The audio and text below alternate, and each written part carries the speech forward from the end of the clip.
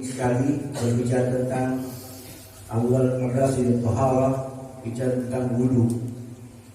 Ya, dalam fikih maqasid taharah ada 4: wudu, mandi, tayammum, izalatul najasah. Ini yang pertama tentang wudu. Wudu ini merupakan suatu syarat sah di dalam salat kita. Dan wudu ini salah satu syariat yang dari zaman dahulu sudah ada. Ini syariat yang qadimah yang dari zaman dahulu sebelum Rasulullah SAW sudah ada. Ada wudu'i wa wudu'ul anbiya min qabli. Kata Nabi, ini wudu saya, demikian juga wudu'nya para nabi-nabi sebelum saya. Berarti otomatis wudu dari zaman dahulu sudah ada. Hanya bedanya untuk kita umat Rasulullah SAW ada ikhtisas, yaitu al-wurrah wa tahlil. Sebagaimana dalam hadis antum al-wurrah muhajjalina yaumul qiyamah min atharil wudu wa man istata'a an yutil wurratahu falyaf'al.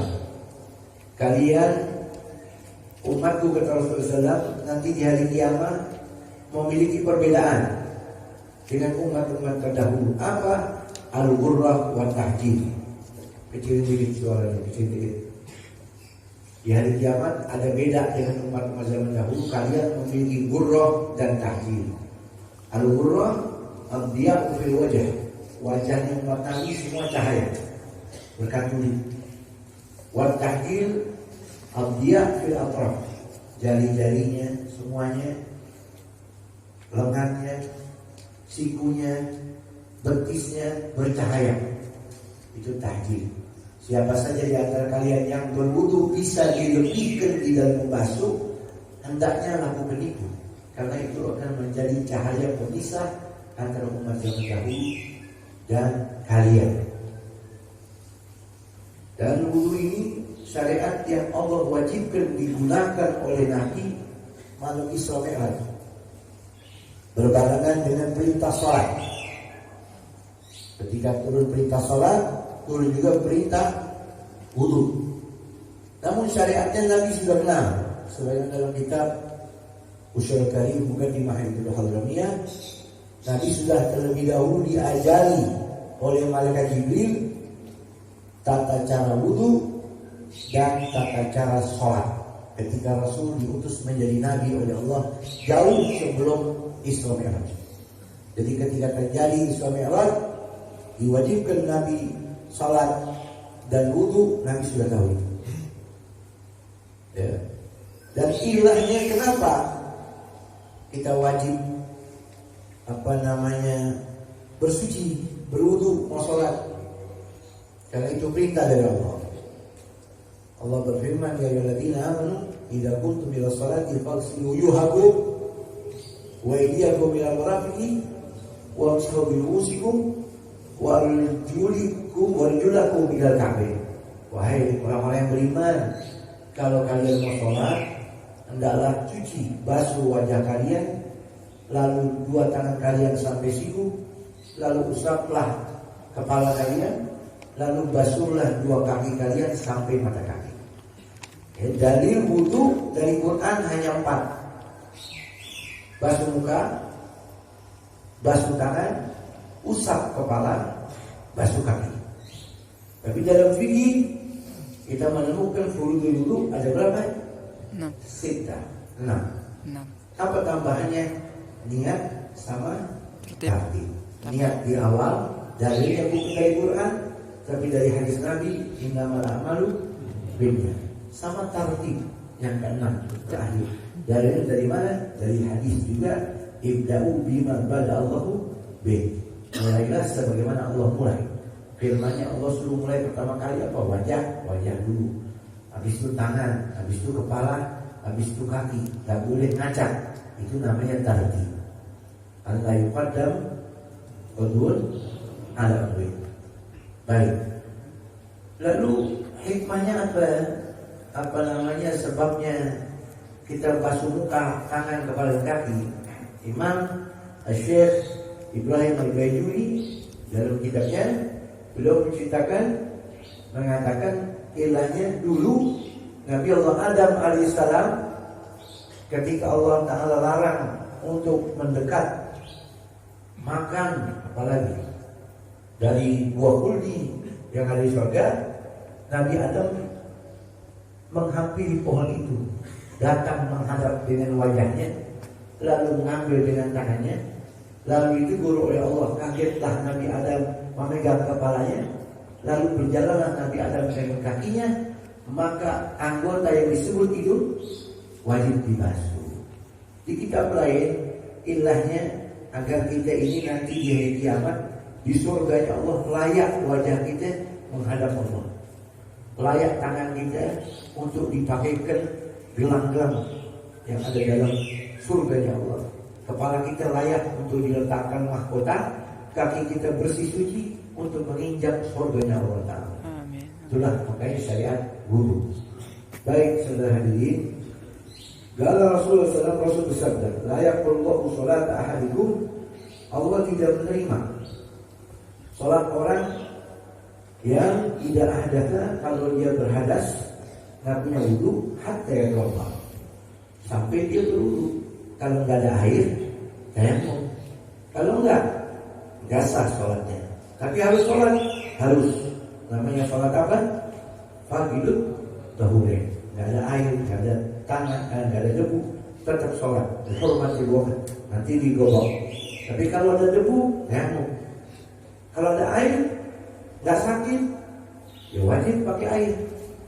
Tidak wajib bakaran, tayamum, wajib pakai air. Kalau nggak sah. Bahasa hadisnya layak baru nggak kabul. Itu kalau habis doa bilang apa? Kabul. Ya. Apa itu kabul? Kabul itu ada tarifnya. Wuku doa majziyatun rafi'atun limakna zimmah. Artinya kabul itu ibadah yang kita lakukan pas, selaras, terangkat untuk hakikat beban. Ibarat kata beban kita lepas. Berarti kalau orang sholat nggak sah, belum lepas beban sholat. Puasa nggak sah, belum lepas beban puasa. Ini kan beban buat kita, kewajiban. Kalau nggak kabul berarti belum sikron. Ya, itu maknanya kabul. Allah nggak terima, nggak sah. Sholat orang yang sholatnya nggak pakai wudu, laki perempuan, sholat apapun. Kita mazhab Syafi'i, Ahlus Sunnah wal Jamaah, mau sholat jenazah sekalipun yang nggak ada ruku, nggak ada sujud tilawah, sujud syukur, kita ulama harus pakai wudu. Sujud syukur, sujud tilawah nggak pakai wudu nggak apa-apa, karena isinya zikir. Tapi kalau sholat jenazah harus pakai wudu. Lain kalau orang Syiah sholat jenazah boleh nggak pakai wudu. Kita harus jamaah harus pakai wudu dengan dalil la yaqbalu Allahu sholat ahadikum idza hadatsa hatta yatawadda. Wa musyai'an Rasulullah sallallahu alaihi wasallam min ibadillahi ta'ala. Allah Subhanahu wa taala memerintahkan malaikat untuk menyiksa bi'abdi min ibadillah andidul wa fi qabri, di kuburannya. Mi'ata jalda, 100 kali derah, cambuk. Kalau misalnya salah itu, maka senantiasa orang yang disisa di alam kuburnya itu, kata hadis Nabi SAW, dia nangis teriak-teriak, minta ya Allah jangan 100 kali cambuk. Akhirnya Allah yang Maha Rahman Maha Rahim meringankan siksa hamba yang memohon kepada Allah. Dari 100 dicambuk hanya 1 kali. Tapi cambuknya malaikat azab kubur beda sama cambuk dunia, beda sama siksa dunia. 1 kali cambukan apa kata Nabi dalam hadis, famtala qabruhu alaihi nar. Penuh tuh kuburannya isinya api. Ya, bisa pecut itu kalau dipecutkan dengan kencang, kita kalau lihat pecut saking kencangnya ada apinya ya. Ini pecutnya alam barzah 1 kali penuh itu kuburan penuh dengan api. Ya, mudah-mudahan Allah selamati kita. Amin. Falamma irtafa'a setelah terangkat siksanya tadi selesai cambuk 1 kali, qala ala majalatumuni, kenapa saya dipukul, kenapa saya disiksa, atas dasar apa saya dicambuk? Lalu qala innaka sholatan bighayri tuhur, sesungguhnya kamu itu disiksa hanya gara-gara dulu di dunia kamu pernah sholat 1 kali nggak pakai wudu, nggak bersuci. Jadi orang sholat tapi nggak pakai wudu disiksa. Gimana yang kagak sholat? Gimana yang nggak sholat? Kalau nggak sholat nggak pakai baju tadi, tapi pakai apa?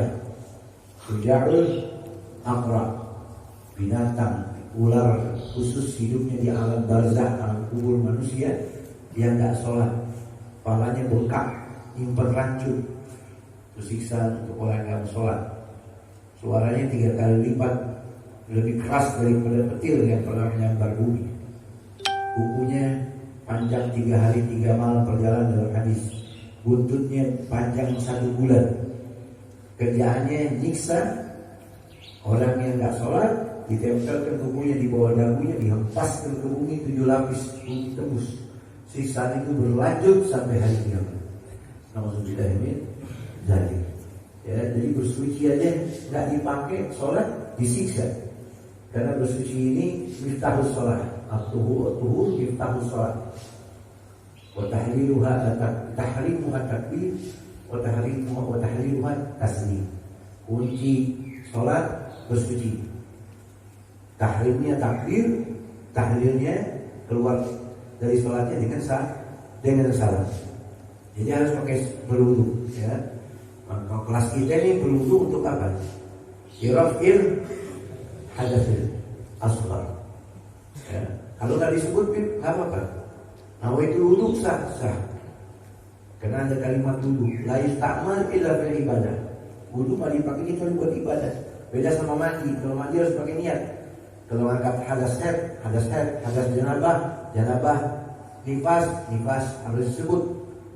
Nawaitul wusul yaumil jum'ah, nawaitul wusul di salatil id. Kalau wudu, nawaitul wudu cukup sah. Supaya ada pemisah tamyizul adah anil ibadah. Tapi afdalnya adalah fil hadas. Itu kelas kita. Kalau kelas orang-orang soleh lebih tinggi lagi. Ada 2 niatnya. Tadhirul jawarih minal jaraim wa dzunub, membersihin anggota tubuh dari dosa. Orang soleh yang di atasnya lagi wali, niatnya tidak. Ya, tadhirul qalbi anil akhlaqil madmumah. Itu disebut sama Imam Ghazali dalam Ihya, ada 4 maratib. Wali niatnya itu tambahan membersihkan hati dari akhlak yang bejat, yang buruk. Kalau kelasnya para nabi lebih hebat lagi. Tathirus sirri amma siwallah, membersihkan dalamnya sanubari dari apapun selain Allah. Kalau saya baca 4-4-nya nih boleh, bagus sebelum bunuh. Tapi pas air kena muka cukup. Nawaitul wudu birafil hadatsil asghar. Yang 3 tadi nawaitu tathhir anil jaraimi wal azam, nawaitu tathhirul qalbi anil akhlaqil madhmumah, nawaitu tathhirus sirr amma siwallah. Ya. Wal bihaqi an Salman idza tawadda an tahaddud an dunubu kama tahaddud wa rahal bisyajarah. Bila seorang hamba berwudu dengan sempurna, artinya dengan adabnya, dengan sunnahnya, dengan syurutnya, dan itu nggak bisa diketahui kecuali ngaji. Ya, ngaji sama guru ngaji, nggak harus ke habib, nggak harus ke kiai, guru-guru biasa tahu itu. Tata cara wudu yang benar, wudu, syurut wudu, tanya sama mereka. Karena siapa orang berwudu, tahaddad anhu dunubuh, maka gugurlah dari dia dosa-dosanya. Masya Allah. Ya. Terima kasih kita mau. Wudu enak, air kena muka seger, betul. Bahkan dalam ilmu kedokteran, ini wajah kita, tubuh kita dalam sehari semalam harus kena air minimal 5 kali. Adanya di Islam, adanya di Islam, di wudu. Ya, seger kena air, apalagi rontok dosa, dijaga Allah malaikat. Sampai disebut dalam hadis, tahaqqaq anhu dulu kama tahaqqaq waraqu hadis syajar. Seperti daun kering, copot dia dari rantingnya, lepas. Begitu juga orang wudu. Ya, dalam hadis Rasulullah SAW bersabda, "Man tawadda'a fa ahsana al-wudu wa shalla rak'atain lam yuhdits nafsahu fihi ma bi syai' min kalamid dunya kharajat min dhunubi ka yaumi waladathu ummu." Ini kata Nabi dengan baik-baik. Siapa orang wudunya sempurna, pakai sunnahnya, pakai adabnya, dihayati betul-betul. Habis itu sholat sunnah wudu 2 rakaat. Antara wudu sama sholat nggak ngobrol, nggak bicara soal dunia sama sekali, langsung sholat. Kata Nabi, maka bersihlah dia dari dosa seperti bayi yang lahir dari perut ibunya. Ada hadis yang hampir sama versinya dengan hadis itu, tambahannya muqbil biwajhi, wudunya khusyuk. Ghufira lahu ma taqaddama min dhanbi, dosa yang telah lalu diampuni oleh Allah. Ada versi sama seperti itu, ujungnya juga yang lain. Hadisnya apa? Ujungnya wajabat lahul jannah, wajib orang itu masuk surga. Wudunya benar khusyuk, berdoa, sholat, maka wajib orang itu dapat surganya Allah Subhanahu wa ta'ala. Ya. Makanya ibu bapak, kita harus jaga wudu ya. La yuhafiz al-wudu illa muqim. Dalam hadis riwayat Imam Ibnu Majah, tidak ada seorang jaga wudu melainkan orang mukmin. Kalau wudu cuma buat sholat, dia muslim biasa. Tapi kalau orang itu selalu jaga wudu, itu orang mukmin. Ala adullukum ala ma yumhullahu bil khataya wa yarfa' bihi darajat. Isbagul wudu anil makari wa tidarus sholat ba'da sholat. Apa lagi? Wa kathratul khuta' ila masajid. Dalam hadis riwayat Imam Muslim, Nabi ceramah gini, mau nggak kalian saya kasih tahu sesuatu yang angkat derajat kalau kalian lakukan? Mau ya?